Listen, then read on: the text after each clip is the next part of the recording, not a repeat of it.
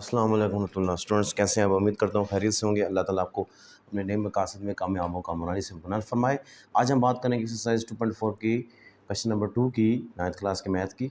जल्दी से क्वेश्चन की तरफ आते हैं। शो डैट, क्वेश्चन को रीड करेंगे। शो डैट एक्स की पावर ए और एक्स की पावर बी इंटू ए प्लस बी, एक्स की पावर बी और एक्स और सी बी प्लस सी, और इसी तरह फिर एक्स की पावर सी और एक्स के power a into c plus a equal to 1 होना चाहिए। तो ये है प्रूफ डैट के क्वेश्चंस। ये एग्जामिनेशन पॉइंट ऑफ व्यू में ज़्यादातर आ जाते होते हैं, तो इन पे ज़रा फोकस हमें ज़्यादा करना पड़ता है। इसमें देखेंगे हमारे पास हमसे पूछ रहा है कि इक्वल टू 1 आने के लिए लेफ्ट हैंड साइड लेके चलेंगे, और लॉज ऑफ एक्सपेरिमेंट्स जो जो आएंगे वो साथ साथ मैं आपको बताता जाऊँगा कि कौन कौन से कहाँ पे अप्लाई हो रहे हैं। तो लेफ्ट हैंड साइड लें इसकी। अब देखिए डिवाइड है, तो हमारे पास जो रूल आ रहा है, जब हमारे पास कोई भी दो क्वेश्चंस लिखे हों, ठीक है, एक्स की पावर ए और एक्स की पावर बी, तो उसको हम लिख सकते हैं एक्स की पावर ए माइनस बी। तो इसी तरह ये भी वही चीज़ है, इसको 1 बाय 1 लिखते जाएं। एक्स की पावर वेरिएबल सेम है, ए माइनस बी हो जाएगा और बाहर ए प्लस बी हो जाएगा। इसी तरह फिर एक्स की power B plus B minus C, और दूसरा क्या है जी, बाहर लिखा हुआ है बी प्लस सी। इसी तरह थर्ड वन जो है एक्स की पावर सी माइनस ए और वायर है सी प्लस ए। अब हमारे पास एक फार्मूला होता है ए प्लस बी इंटू ए माइनस बी, दोनों का प्रोडक्ट लें तो ए स्केयर माइनस बी स्केयर आता है, ठीक है। तो इसी तरह यहाँ भी अब इस तरह इनकी पावर्स को मल्टीप्लाई हम कर सकते हैं, क्योंकि हमारे पास ये चीज़ होती है कि एक्स अगर ए की पावर एम है और उसकी होल पावर बार एन लिखी हुई है, तो उसको हम ए की पावर एम इंटू एन लिख सकते हैं। साथ साथ मैं रूल्स को इसलिए लिखता जाता हूँ कि ताकि आपको चीज़ क्लैरिफाई हो जाए कि कौन कौन से रूल्स, कौन कौन सा फार्मूला किस जगह पे अप्लाई हो रहा है। अब इन दोनों के प्रोडक्ट लेते हम 1 बाय 1 ए माइनस बी ए प्लस बी इंटू इसी तरह एक्स दूसरा आ जाएगा बी माइनस सी और बी प्लस सी, और थर्ड वन आ जाएगा हमारे पास सी माइनस ए और सी प्लस ए, ठीक है। तीनों हमने बारी बारी लिखनी है। इसको लिखेंगे हम ए स्केयर माइनस बी स्केयर, इसको लिखेंगे हम, अगर आप ये एक्स एक्स से कंफ्यूज हो रहे हैं तो इसमें ब्रैकेट्स डाल दें ताकि चीज़ ज़्यादा क्लैरिफाई हो जाए, B square minus C square. और इसी तरह थर्ड वन जो है हमारे पास एक्स के साथ है वो सी स्केयर माइनस का ए स्केयर है। अब तीनों वेरिएबल्स ऐड मल्टीप्लाई हो रहे हैं तो इनकी पावर्स क्या हो जाएंगी, ऐड हो जाएंगी, क्योंकि हमें पता है कि अगर ए की पावर एम लिखी हुई है और ए की पावर एन लिखी हुई है, मल्टीप्लाई हो रहे हैं, तो उसको हम ए की पावर एम प्लस एन की शक्ल में लिख सकते हैं। तो वेरिएबल सेम हैं, इनकी पावर्स को क्या करें, ऐड करें। A square minus B square plus B square minus C square plus C square minus का ए स्केयर। ए स्केयर इस ए स्केयर से कैंसिल आउट हो जाएगा, माइनस बी स्केयर इस प्लस बी स्केयर से कैंसिल आउट हो जाएगा, A minus C square इस प्लस सी स्केयर से कैंसिल आउट होगा, तो रिमेनिंग हमारे पास बचेगा ज़ीरो। तो हमें पता है कि किसी की चीज़ की पावर अगर हमें ज़ीरो मिल जाए तो वो 1 होती है। तो ये हमें 1 मिलेगा, जिससे पता चला कि ये राइट हैंड साइड के इक्वल है। ये हमें यहाँ से राइट हैंड साइड मिल गई है, ठीक है। उम्मीद करता हूँ ये क्वेश्चन आपको क्लियर हुआ होगा। सिंप्लीफाई, इसका पार्ट 1 है 2 की पावर 1 और 3 इंटू 27 की पावर 1 और 3 इंटू 60 की पावर 1 और 2। इस तरह 180 है नीचे, इसकी पावर 1 बाई 2,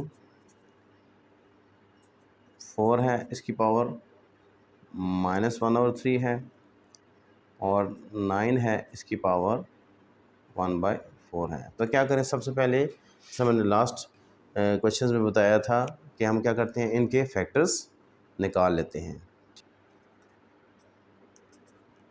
अब 27 है, 21 का क्यूब होता है 3 इंटू 3 इंटू 3, ठीक है।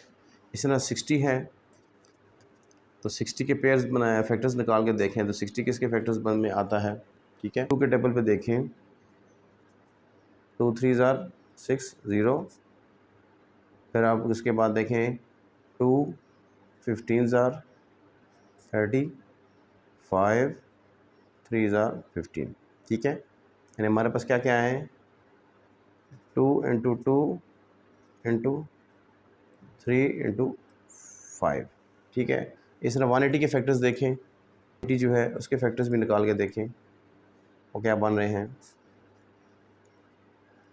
2 के टेबल पे देखें, 2 9 ज़ार, ठीक है।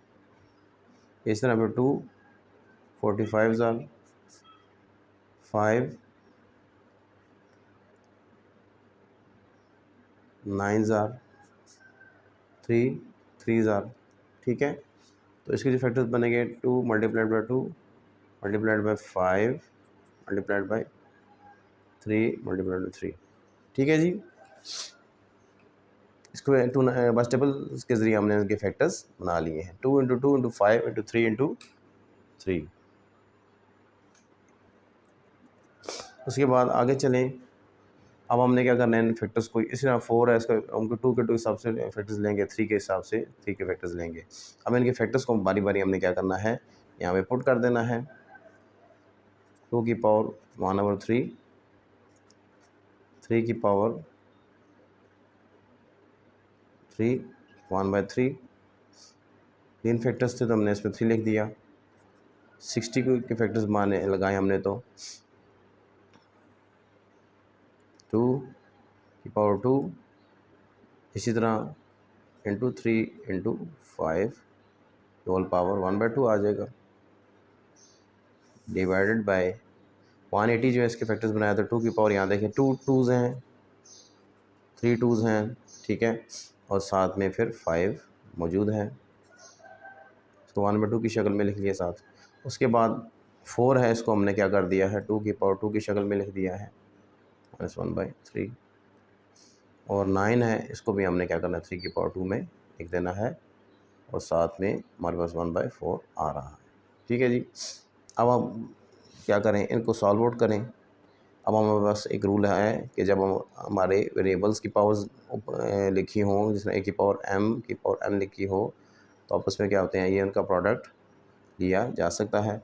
इनका आपस में प्रोडक्ट लें, और ये भी हमें पता है कि अगर हमारे पास 2 नंबर्स लिखे हुए हैं रूल के हिसाब से, अगर a की पावर m यानी x, y की पावर अगर लिखी हो हमारे पास n या a या m जो भी लिखी है, तो वो x के ऊपर भी अप्लाई होगी और y के ऊपर भी अप्लाई होगी, ठीक है।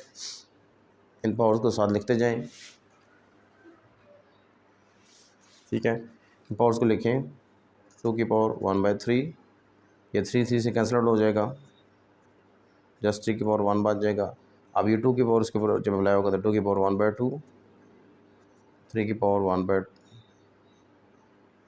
2 की पावर 1/2 और 3 की पावर 1/2, और इसी तरह फिर 5 की पावर 1/2 होल डिवाइडेड बाय, ये 1/2 सब पे अप्लाई होगा, 1/2 1/2, 3 की पावर 2 1/2 1/2, 5 की पावर 1/2। इसी तरह ये 2 जो है इसकी मल्टीप्लाई होगा, -2/3 हो जाएगा, और 3 जो है यहाँ पे जब इसके साथ होगा तो इसके साथ इसको कैंसल आउट करेगा, तो 3 की पावर 1/2 में मिल जाएगी, ठीक है। अब हमने क्या करना है, इन तमाम जो नंबर्स आ रहे हैं उनको 1 बाय 1 सॉल्व करके तो ऐड करके हमने एक फॉर्म में लिखना है, ठीक है। यानी टूज़ को लिखने पहले किस किस जगह पे टूज़ जो हमें नज़र आ रहे हैं, इसी तरह जो है उनकी पावर्स को ऐड करना है हमने। अब देखें ये 2 की पावर 1/3 है, जब इसको इसके साथ कैंसल आउट किया तो ये 2 की पावर 1 आ गया, ठीक है। और इसी तरह और जहाँ जहाँ पे 2 नज़र आ रहा है उसके वेरिएबल्स को हम ऐड कर देंगे, 1/3 + 1, ठीक है। और देखें 2 किस जगह नज़र आ रहा है, यहाँ पे आ रहा है, ये जब ऊपर जाएगा तो माइनस हो जाएगा, -1, और उसके बाद 2 तो ये -2 जब ऊपर जाएगा तो ये हो जाएगा +2/3, ठीक है। ये इसके साथ कैंसल आउट हो गया। इसी तरह 3 में देखें, इसी तरह 3 में देखें तो 3 जो है हमारे पास ये 1 आ रहा है, ठीक है, ये 1 है 3, और यहाँ पे 1/2 आ रहा है, 1 + 1/2, ये -1 है और ये -1/2 है। इसी तरह 5 में देखें तो 5 में भी देखें हमारे पास यहाँ पे 5 ऊपर कौन सी चीज़ आ रही है, 1/2 आ रहा है, इसके यहाँ से पावर ये वाली नीचे पे 5 में देखें तो -1/2 हमारे पास मिल रहा है। इनकी पावर को यहाँ से सॉल्व आउट करें, कैंसिल आउट करें, तो हमारे पास रिमेनिंग सिर्फ जो बचेगा की पावर 1/3 + 2/3 बचेगा, और रिमेनिंग यहाँ से हमें 3 की पावर 0 मिलेगी और इसी तरह 5 की पावर भी 0 मिलेगी। तो हमें ये पता है किसी भी कांस्टेंट की पावर 0 जो इक्वल टू 1 होती है। इनके पावर्स को ऐड कर लें, 3 एलसीएम आ जाएगा, 1 + 2 3 हो जाएगा, ये 1 आ जाएगा हमारे पास, और इसी तरह ये भी 1 आ जाएगा। 2 की पावर 3/3 × 1 मीन्स के 2 के आंसर में मिलेगा। उम्मीद करता हूँ ये सिंप्लीफिकेशन आपको समझ आई होगी। इसमें जस्ट फैक्टर्स निकालने पड़ते हैं। अगर आपने अपने फैक्टर्स ठीक निकाल लिए हैं तो आगे आंसर ठीक आएगा। अगर फैक्टर्स में ज़रा सी भी कुछ चेंजिंग आ गई तो फिर पूरा आपका होल क्वेश्चन जो है वो गलत हो जाएगा। ठीक है, तो इंशाल्लाह नेक्स्ट वीडियो में फिर हाज़िर होऊंगा। दुआ में याद रखिएगा। अस्सलाम वालेकुम रहमतुल्लाहि व बरकातुहू।